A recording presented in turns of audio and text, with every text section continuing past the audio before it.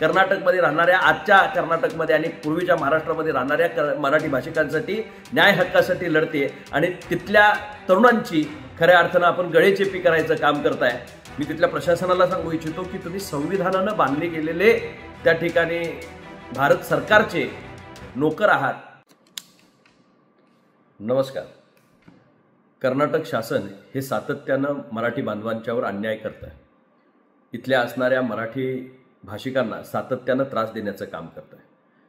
कर्नाटकामध्ये सीमा भागाचा वाद हा अनेक वर्ष चिघळत राहिला आहे आणि म्हणूनच जे गावं या ठिकाणी कर्नाटकातली महाराष्ट्रामध्ये येऊ पाहतायत ती मराठी जगतायत, मराठी वाचतायत, मराठीमध्ये आपल्या लोकांची अस्मिता जिवंत ठेवतायत आणि कुठल्याही भारतातल्या नागरिकाला त्याची भाषा वापरण्याचा, बोलण्याचा अधिकार आहे आणि तिथल्या मराठी भाषिकांना खऱ्या अर्थानं अतिशय चुकीच्या पद्धतीची वागणूक कर्नाटक शासनाकडून दिली जाते।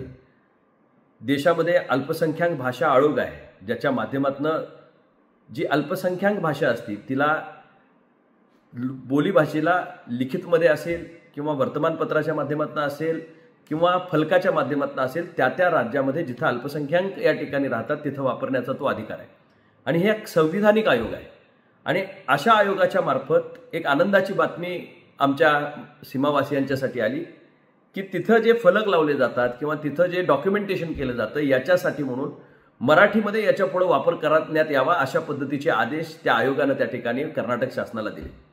पण या शासनानं ते धुडकावत तिथं असणारी कानडी सक्ती या एका मोहिमेखाली तिथं असणारा हे संविधानिक अधिकाराला डावलण्याचं काम ते शासन त्या ठिकाणी करत आहे आणि तिथं महाराष्ट्र एकीकरण समितीच्या माध्यमातून एक मोर्चा उद्या निघणार होता की जो न्याय हक्कासाठी होता आणि परत हे फलक लावावेत, मराठीमध्ये लावावेत।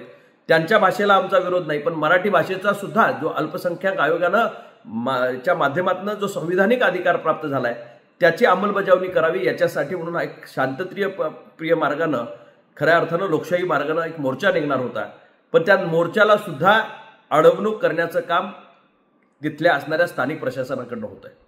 मी तिथल्या प्रशासनाला सांगू इच्छितो की तुम्ही संविधानानं बांधले गेलेले त्या ठिकाणी भारत सरकारचे नोकर आहात। तिथले त्या ठिकाणी आपण असणारे दायित्व तुमच्यावर या ठिकाणी भारत सरकारचं आहे। इंडियन ॲडमिनिस्ट्रेटिव्ह सर्व्हिसेस ज्याला आपण म्हणतो, ज्याच्या माध्यमातून हे ॲडमिनिस्ट्रेशन तिथल्या असणाऱ्या सर्वसामान्य सर्व लोकांच्यासाठी त्या ठिकाणी असतं आणि संविधानाच्या कक्षेमध्ये राहून आपल्याला त्या ठिकाणी काम करायचं असतं। पण यांनी त्यांना परवानगी नाकारली आणि ती परवानगी नाकारत असताना कुठलंही कारण न देता जे संविधानिक अधिकार तिथल्या मराठी बांधवांना आहे त्याला डावलण्याचा प्रयत्न, आयोगानं दिलेल्या आदेशाला डावलण्याचा प्रयत्न या ठिकाणी करतायत।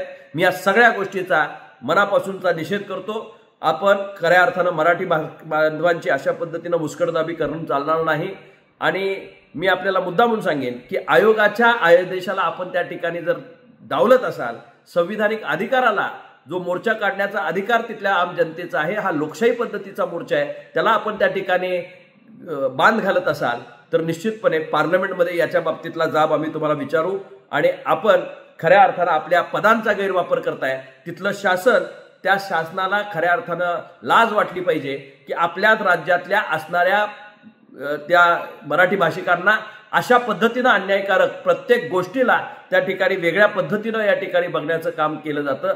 आणि निश्चितच काल शुभम शेळके हा एक तरुण युवा यासाठी चळवळीमध्ये काम करणाऱ्या युवकाला आपण हद्दपारीची नोटीस मागेही दिली।